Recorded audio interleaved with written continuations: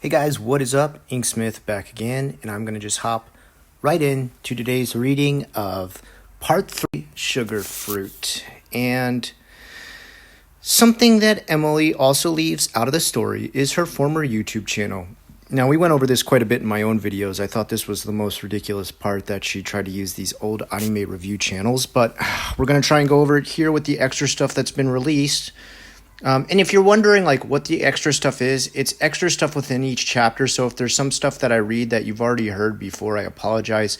It's hard to just know where to separate exactly. It's hard enough just to read through all of this, but trying to go through and dissect each new part that you're like, oh, I didn't see this in her old 91-page document. You understand, I'm sure. Something that Emily also leaves out of her story is her former YouTube channel, that being Emily Sugarfruit. For some reason, she decided to pretend this channel seemingly didn't exist in her video. No, she didn't. She totally talked about it in her video, because I remember her talking about her being naked in the bathtub review.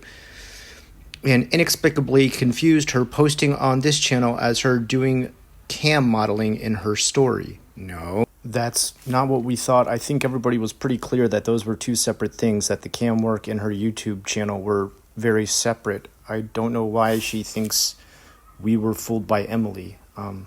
Emily made it pretty clear. Anyway, getting back to things on here. That's not to say she didn't do cam work. She did for a month, a year after she was on YouTube, between June 2014 and July 2014, which I will prove. But she didn't do it because she was forced to by a tyrant who was abusing her, as she states in her video. She did it for a month while living with her ex-boyfriend and his mother, two people she is still friends with, as seen by him defending her in this situation on Reddit. I don't think she described it as like being a tyrant. Did she say she was forced to do it? I don't remember her saying she was forced to. I might not remember that part correctly, so, correct me in the comments below. That's fine. Like I said, I don't have every single thing memorized in this situation, and Shannon flips everything so much it's hard to keep it straight. All right, so this is her ex-boyfriend commenting on Reddit. I'm not going to read any usernames because I don't want any of these people to have their name exposed, even though it is in the document itself. Her ex says, yes, the song is called Stardust. It was written by Anthony Parker with Emily Artful on vocals. I have the link, but it's dead because Anthony deleted all his socials after her Creep video came out. And then there looks like there's more, but like the person didn't open it up who took the screenshot, which that person would be Shannon. So of course we never get the full story. Someone writes back, can you go on the Wayback Machine? I don't know how that works, just in case. And her ex writes again, I really tried to find it, but I'm not having any luck. It's too bad because it's a nice song, but it's better for everyone that he disappear for a while. How do we know this is her ex-boyfriend, though? This is just a person's name in the r/YouTube drama Reddit. Maybe this really is her ex-boyfriend, but just using random usernames that aren't attached to any identifiable online ID, I don't see how this stuff is proper to be listing in here as an actual source. His mother also gave her a job, and Emily refers to her as her best friend. All right, let's take a look here. It says, Emily Artful, I'm in shock. Thank you so much to username and his mom. And my best friend, most people who aren't family friends will never.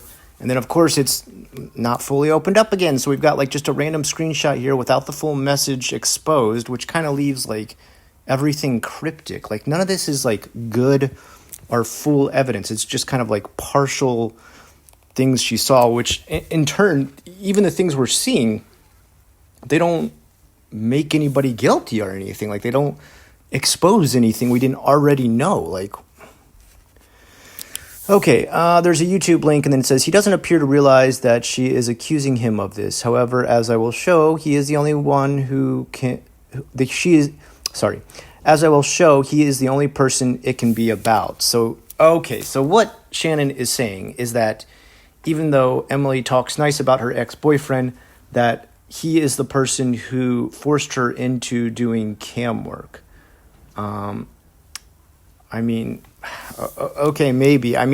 Everything's so obtuse. Everything is so like just half of a message, half of a screenshot, and then half of a username, and the username's not connected to anybody, and it's just randomly on these websites. I mean, yeah, sure, maybe it's the same guy. We really don't know. I mean, this doesn't really prove anything. I hate all this partial evidence type stuff. Like, if I'm going to make a video on somebody, if I was going to accuse somebody of something, or I was going to try and out them, I would want definite and very secure evidence. Anytime Emily had situations where she didn't have perfect evidence, she would just say, this is hearsay. This is what happened. I don't have every screenshot. I don't have everything saved. I don't have anything to back this up. But I guess for Shannon, this is in concrete. Now, I mentioned her Deviant blog, where she went by the name Emily Sugarfruit. She used this as her screen name online in various aspects on YouTube. Okay, a bunch of links to all her old Deviant art. Because, you always save people's Deviant art from like 8 years ago, right? Doesn't everybody do that? Okay, and she's just got all these screenshots of all her old accounts, which is just crazy. It's just absolutely insane. The only ones that are not available are her YouTube pages. One where she was just called Sugarfruit, one called Emily Sugarfruit, and one called Sugarfruit Vlogs. However, it is important to note that the Sugarfruit one, where she did videos reviewing anime, that she was called Emily, and she puts her last name. I just don't want to start saying her last name out loud. Her full name and her URL was, okay, fine, whatever. This is oddly important. Yeah, this is oddly.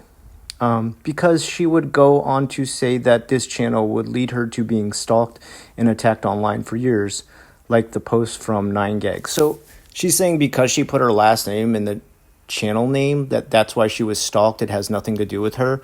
Just putting your last name out there, my Twitter handle is Scott M. Ackerman. My last name is Ackerman, and guess what? I've never actually been stalked because I put my last name out there because there's like a million Ackermans.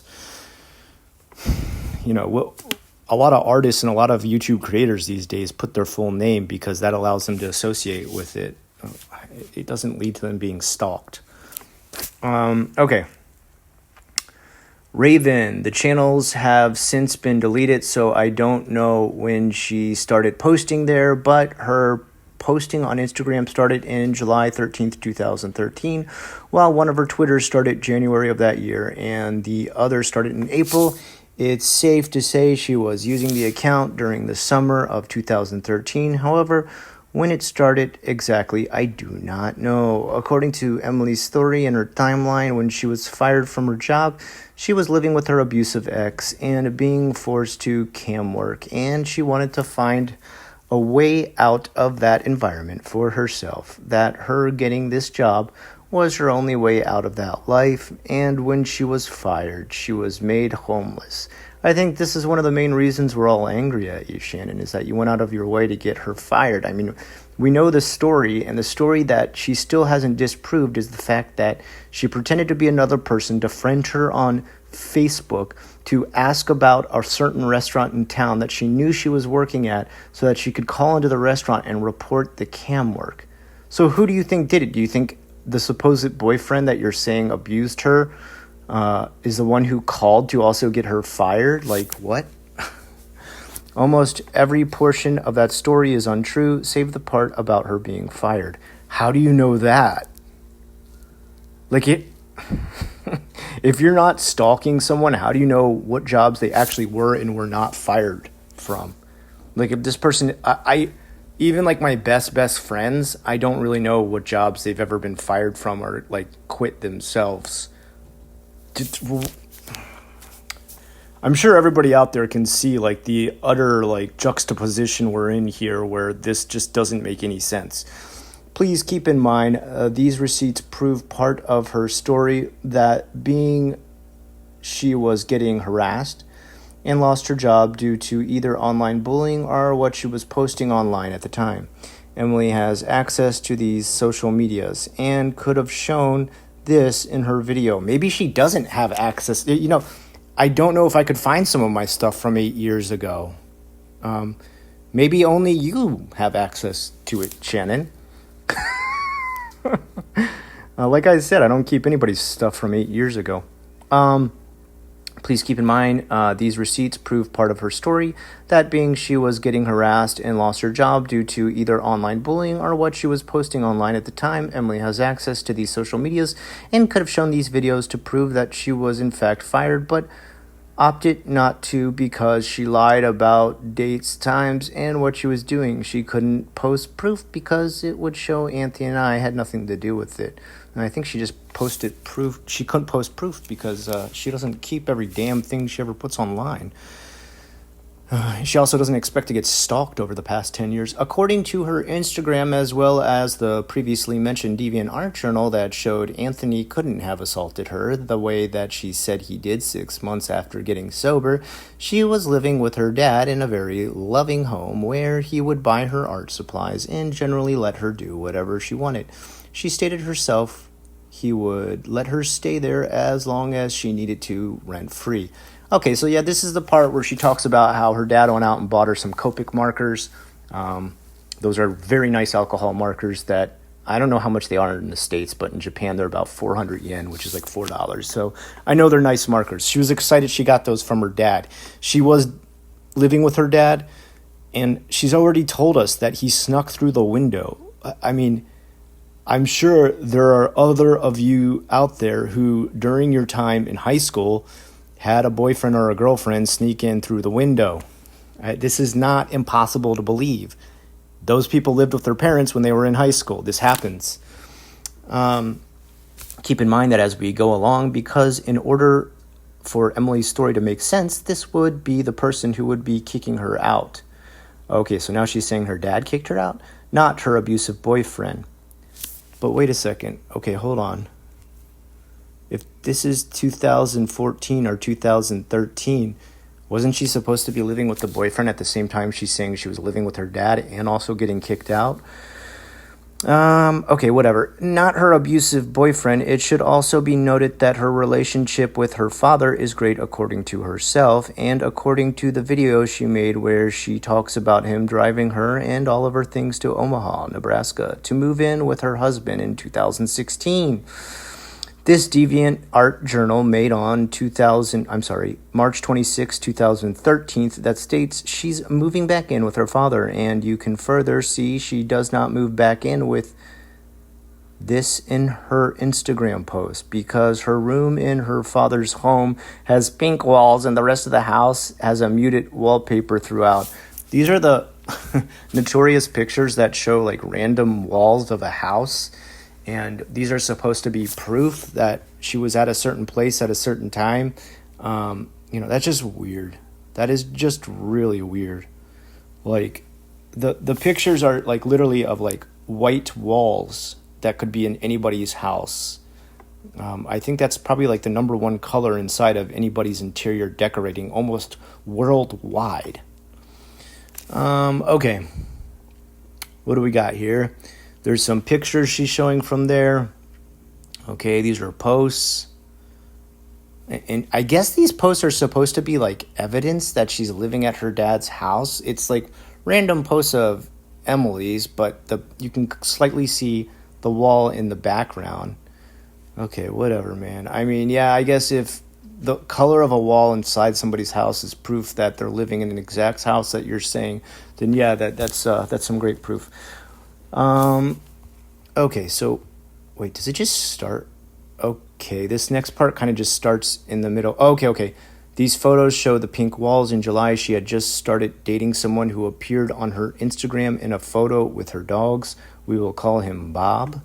Keep in mind, this is allegedly the man who forced her into cam work because when she actually started to do cam work, this was who she was living with at the time, along with his mother. According to the Instagram and Facebook, which I will show, she also mentions that she lived with this ex for a while after they broke up in her quote-unquote I dated a sociopath video, and states in her 2018 answering your questions video that her relationship as boyfriend and girlfriend was toxic, but they are now great friends. Okay. She did mention in a now deleted video that another channel archived called What's Been on My Mind Recently, though she didn't enjoy living there at the end because him and his mother were quite messy people, but she lived with them until 2016. All this time in 2013, while Emily was posting online under the name Sugarfruit, she was not also camming. I know this because we were able to find the name she went by when camming, and while her My Free Cams profile no longer exists, the associated Twitter she made does. Jesus H, man. How do you have her old cam page saved, dude? This is insanity.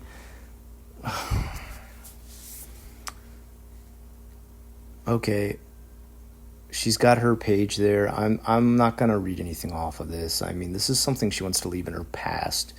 About a year after everything we are talking about now, and unless this happened to her twice in 2 years, something she didn't say in her initial video, which she 100% would have, because it would have made me and Anthony look worse, when it's safe to say she is lying.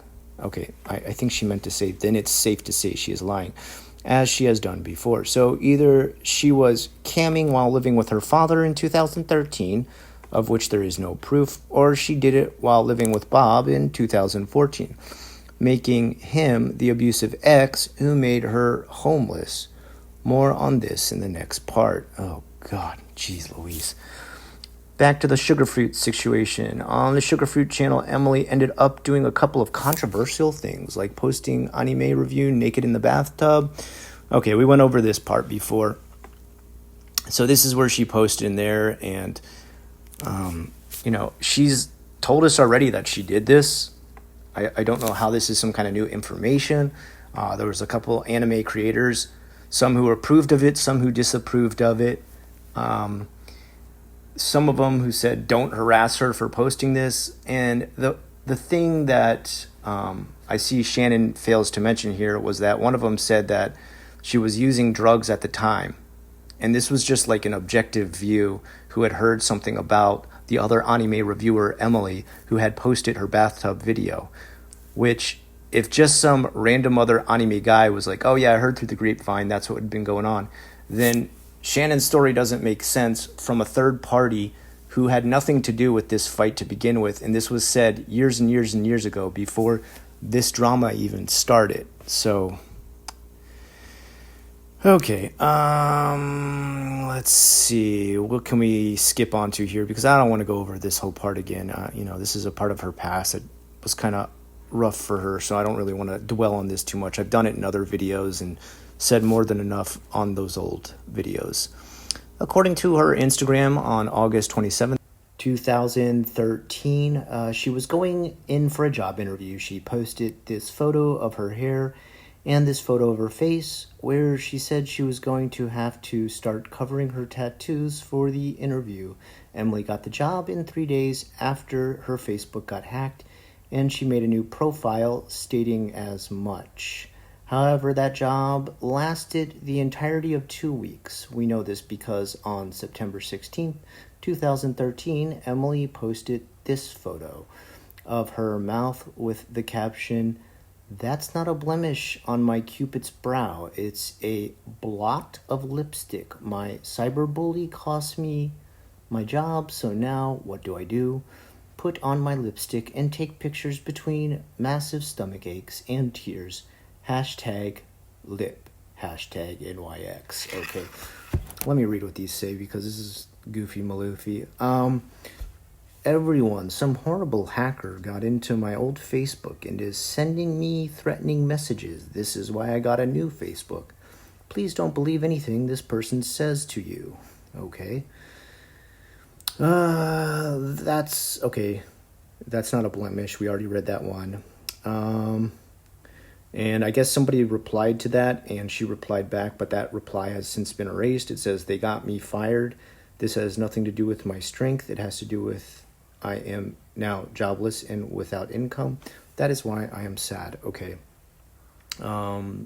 Still doesn't prove anything different. Like, I don't I don't know why this is entered in.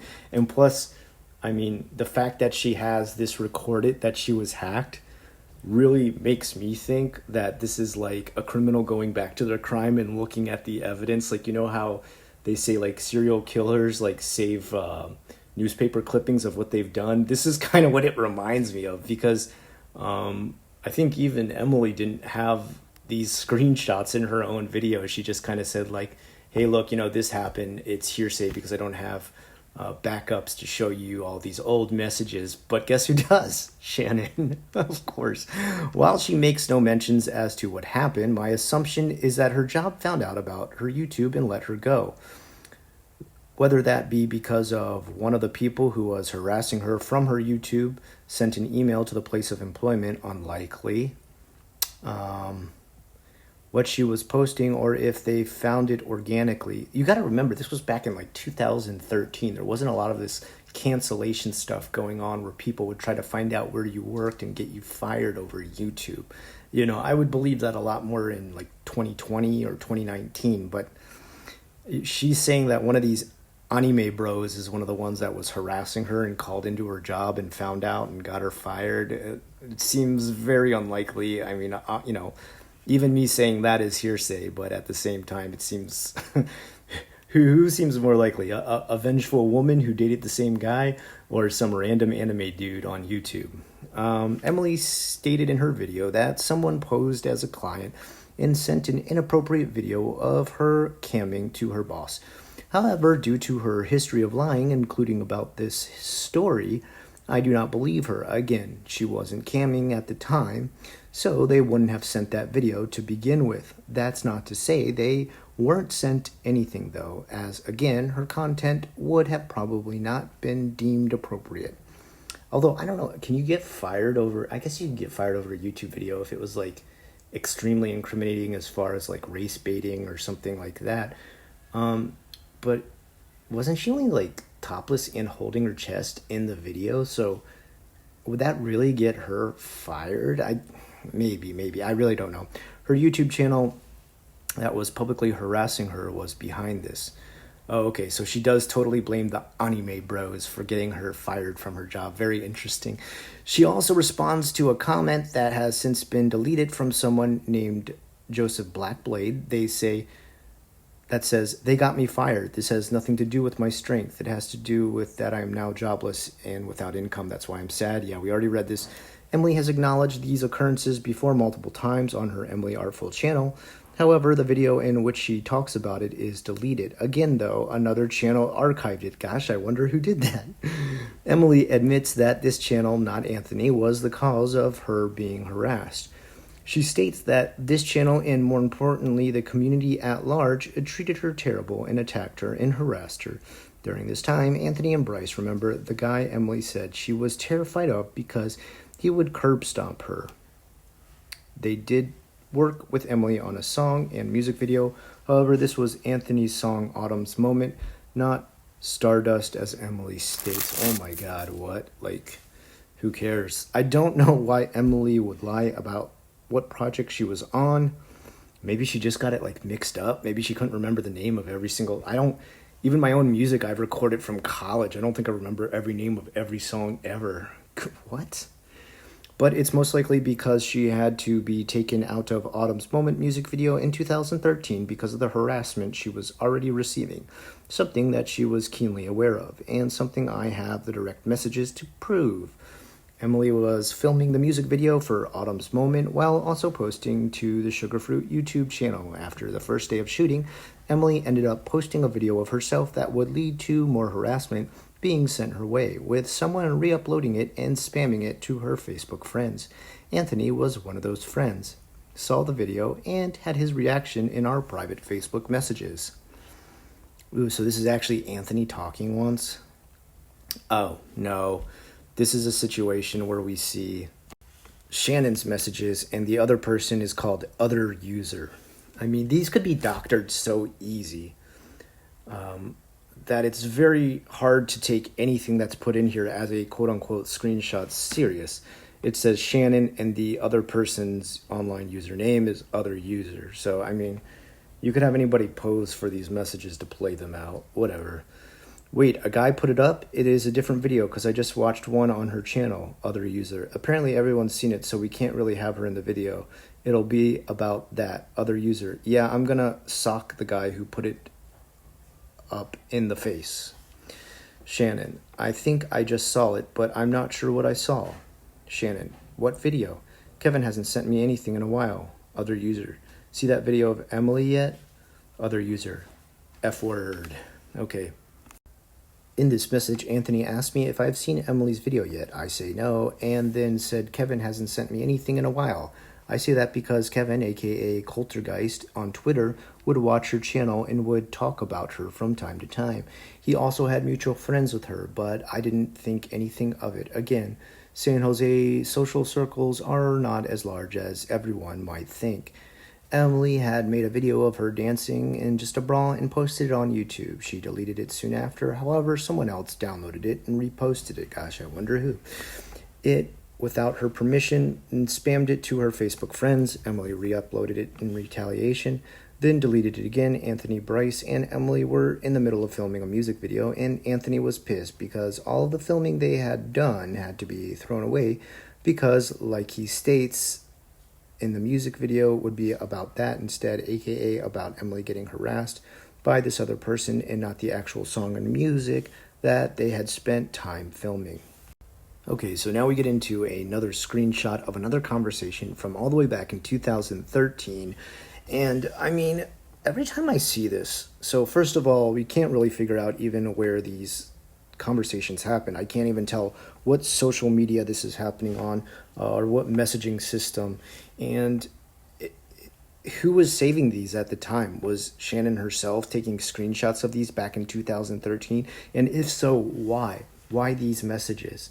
I mean, I guess for her, she thinks that these show her being the good guy, saying, oh my gosh, I can't believe somebody put this video up. But at the same time, then why are you even recording these old comments and old conversations that have links to the old video in it? What would be the point of doing that if you didn't want anything more to be spread? And also if you didn't want to just try and make yourself look like the good guy? I mean, the irony in posting all these is, it's beyond the realm of reality. It's somewhere in the cosmos. Shannon saying, holy shit, that's really messed up. I mean, the other channel, the second one she has, and then she posts a link to her channel, and she's saved this comment so that I guess she can bring up that channel anytime she wants to expose her again, but wants to try and act like the good guy by saying, and now that's really effed up. Is she okay? I mean, at least you have a replacement, but still it's messed up. But I think she posted one of them on her channel too. Effing hell, the person who has too much time with there's a person who has too much time to be messing with someone like that. And then this one's supposed to be Anthony replying and says, oh, there's one of her dancing for like 10 seconds in a brawl. People are just doing the internet bully thing. Didn't see that one on her channel. What do you mean? We are shooting with a few people tomorrow. We already had stuff with Emmy and now we have to throw it away. This little effers spam video effing with our goddamn production, and I'm effing pissed. My god, do you have to use F for every other word? That's the only reason I'm kind of bleeping it out with my own editing. We were supposed to be with someone new, but I'd like shit to run smooth and not waste my effing gas and waste our effing time. I don't really care if these upper middle class Bay Area Fs want to feel entitled and knock shit around in their craft, but it's really effing irritating when it wastes my time and my money too. What I do not effing have. Oh, two things that I do not have. Okay. I have to make all these edits verbally because within the actual writing it's all messed up. But you already have footage. What are you going to do?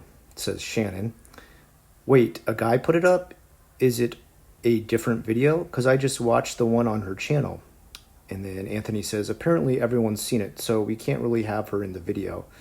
It'll be about that. What I don't understand is, like, what does this actually have to do with her being in the video or not. I mean, were they like a Christian rock band? What does this have to do with her being? Why were they fighting about this? Why would you not put somebody in the video just because they were slightly controversial?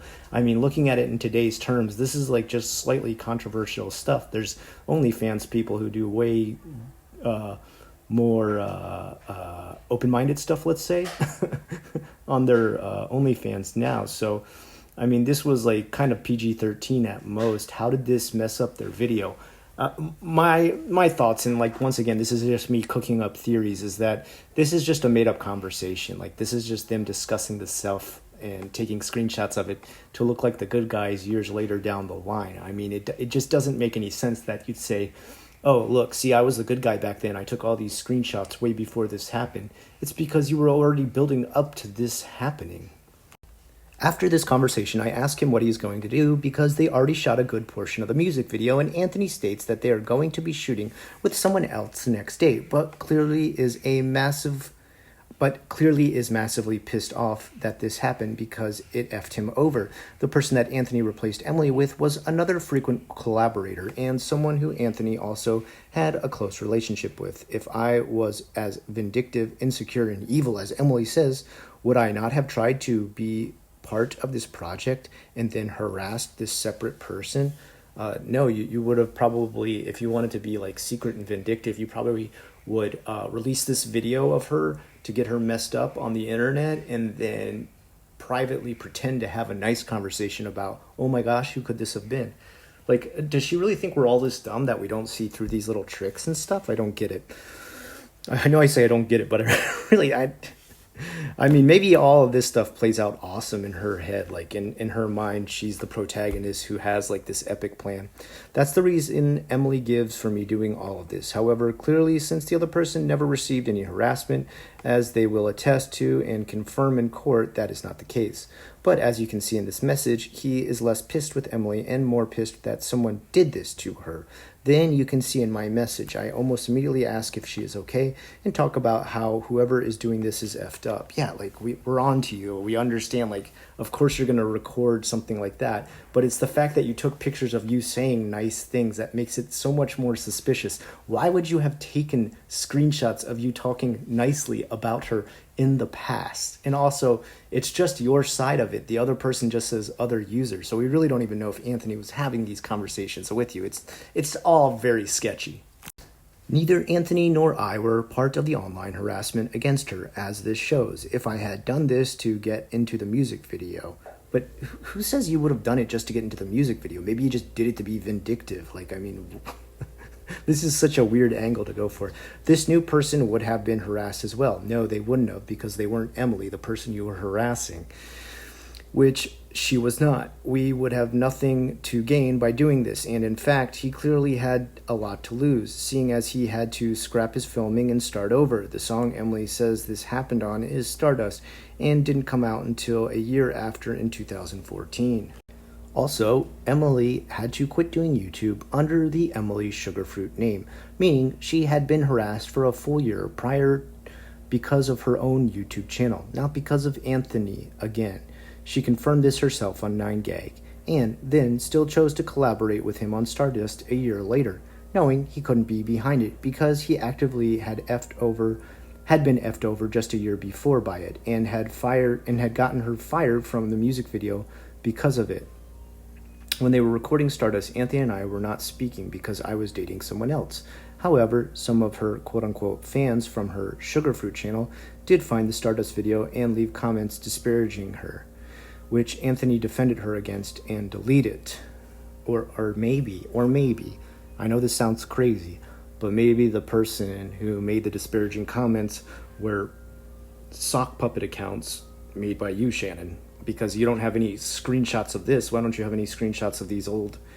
You have screenshots of everything else, but you don't have any of these supposed anime creators who harassed her and called her job making these comments? It's probably because it doesn't match up. It would make no sense for Anthony to ruin his own project. It would also make no sense for me to ruin either projects. Emily again tries to frame the harassment as being my doing, because I am supposedly spiteful because I wasn't chosen to be in the song.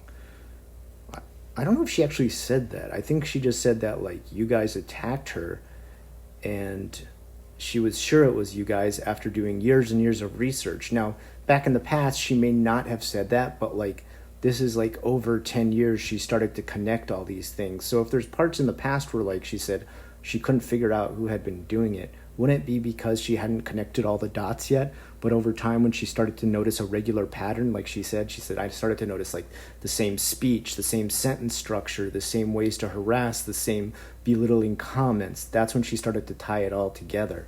I mean, you don't find out someone did this for 10 years by only using 1 year of comments. You take it over a certain amount of years. If I was as jealous and obsessive as she says, wouldn't I see that she was dating Bob publicly and realize she's not a threat to me at the moment? No, that's not true, because she was in Anthony's video. If you had a thing for Anthony, then wouldn't you be jealous that she had a part in his video? Is none of this making sense to her, of, like, how absurd this sounds? 4. Anthony was quick to replace her with another collaborator who wasn't stalked or harassed the same way Emily was, despite being in the same position with Anthony and I. And 5. She was actively being harassed online by other people because of her YouTube channel she was running at the time, something she admits in 2016 on her own channel. Because when she and Anthony recorded Stardust, Anthony and I were not speaking because I was dating someone else. But if you weren't speaking, then why did you have messages about speaking to him online about the video? How were you not speaking to him? You just showed us the comments where you were speaking to him. This doesn't make any sense. You mean like you weren't face-to-face speaking or over the phone speaking? Only speaking via comments doesn't count as speaking. I guess it counts as writing to each other? Is that what we're trying to do? We're trying to argue semantics at this point? All right. Emily also acknowledged this harassment taking place on her dedicated Sugarfruit fan page that she ran herself, that is still public, a day after all this occurred. Notice my messages with Anthony are from June 30th, 2013, and this post from July 1st, 2013. Sugarfruit, haters gonna hate, right, guys? Thank you all for being there for me. It means so much. And now back to her being fired. Emily said in her video that this firing led to her being homeless after leaving her abusive boyfriend, who was forcing her to do cam work, which I have to emphasize never happened. Wait, so now this didn't happen?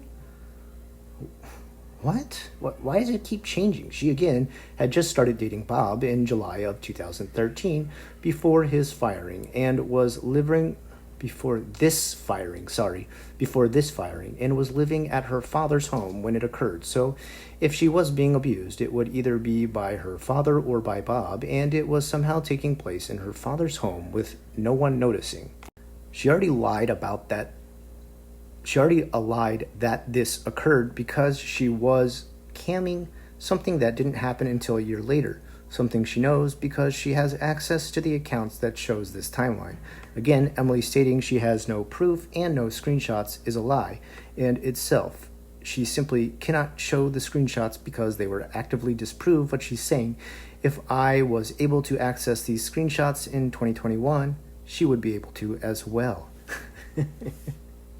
But see, the thing is, you didn't access them in 2021. We've looked at, like, the time frame of when you got these screenshots, and some of these you took all the way back in 2013, 2010. Even on Homeboy's Got Receipt, Edward's channels, he states that. So, oh well. We can see that her being fired didn't lead to her living on the streets because Emily's own Instagram and the progression of photos she placed on them. Reminder, she was fired on September 16th, 2013. Oh my God. On September 25th, 2013, she posted her last photo at her father's home. We can tell because the walls are pink in the background. Guys, I'm looking at this photo right now, and there is an obvious layer over the photo, a filter, if you will, and you really can't tell what color the picture is in the background, the wall is in the picture in the background. Maybe it's pink, but it kind of just looks like this blurry, like, reddish hue. And then it says the next picture shows this post on October 4th, a week and some change after the last photo of her in her dad's home, and some of the pillows on the bed with a white wall in the background. Oh, we're back to white walls again. So is she trying to say that, like, every single room in Emily's dad's house is painted pink? He sounds like a pretty progressive guy. Let's see here. The caption says, "It's funny how the littlest things he does for me make my life all that more amazing. Finally got a pillow for my side of the bed." This means she moved from her father's home into her boyfriend Bob's home. This proves that at no point was she ever kicked out of her father's house, seeing as she was fired September 19th and stayed in her father's home the rest of the September, then moved into her boyfriend's home in October, at no point sleeping on the street, and at no point dealing with an abusive ex who forced her into cam work. And this is the residence she stayed in with her boyfriend and his mother before she was able to move in with her now husband. She was never homeless, as she stated. That entire story is a lie. Like, there's just huge time gaps, though, that aren't covered.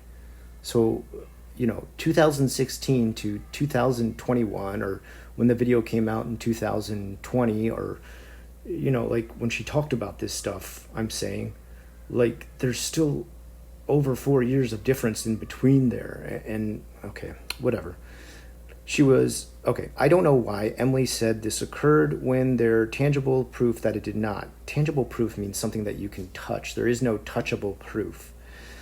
But due to her fixation that Anthony and I made the choice to be homeless rather than incur more debt, something I have stated numerous times on my channel, as well in my interview with Less Than a Home, and something that most people who have actually experienced homelessness can empathize with. I think Emily was trying to reframe the narrative in order to make herself seem more pitiful and victimized. She went further to state that Anthony and I weren't really homeless because we didn't live on the streets and didn't have to rummage through dumpsters the way she did, even though, like I am showing, that literally could not have happened. She is also trying to state online that I have lied about my homeless status because I chose to be homeless. Again, I have always been open about how I became homeless, so her and Ashley Lilly being shocked by that and feeling as if I lied or faked anything is a them problem, because I have always been upfront about that. Yeah, just like everything, you've always been upfront and honest. Don't see a problem here. Also, the only people who think choosing to be homeless invalidates homelessness in any way are people who have never been homeless. Ugh, finally, holy crap, another 40 plus minutes of this stuff. That is the end of part 3. Part 4 is coming out next. It goes into camming. Oh my god, I don't know how much of that I want to read. I'm trying to keep it edited so as not to expose like the worst of the stuff that probably Emily doesn't want rehashed again and again. At the same time, I gotta bring it up anytime it's very unclear to me what Shannon is trying to say or how she is trying to change the story. I would love to hear what you guys think of this so far. I'm blown away by the amount of views I'm still getting on these. I'm mostly doing this to be able to dissect it myself. And for you guys who said you'd like to hear each part, I'm very happy that you're staying so loyal to the channel and giving each of these a watch. I really can't say thank you enough. That's amazing. Just got a couple more people subscribing to the Patreon today. I would absolutely love to give them a shout out. We got Lauren Bacelli, Mary Carmen Nice, Tan Borse, Chris L, Lobby123, Nas, Tom, and Fluffy Panda's World. I'd like to say a big thank you to all of them for being patrons. I will leave the information for that down in the channel below if you want to help out. Right now, I'm donating all my money to tsunami relief here in Japan. We just had a recently big hit from a tsunami due to the Toga eruption. Iwate and Okinawa are dealing with it the worst, and I'm going to be giving all my proceeds from this video and my patron this month to, I think there wasn't a lot of property damage, or I believe there was 0 deaths. I hope that is still true. The last time I checked, it was that. But there's a lot of farmers who had their farms hit pretty bad, so I'd like to donate it to that and help them out. Until next time, guys, I've been the Inksmith. If you like the art that I did today, you're free to use it. It's on Twitter right now, and you can do anything you want with it. Just give me credit if you use it. That's all I ask. If you want to change it or do anything else to it, that's fine too. I'd like to see other people do their own versions of this. It was a play on Shingeki no Kyojin, or as I call this, Shingeki no Creepshow, or Attack on Titan. So let me know what you think in the comments below. Until next time, I hope you have a great rest of the day.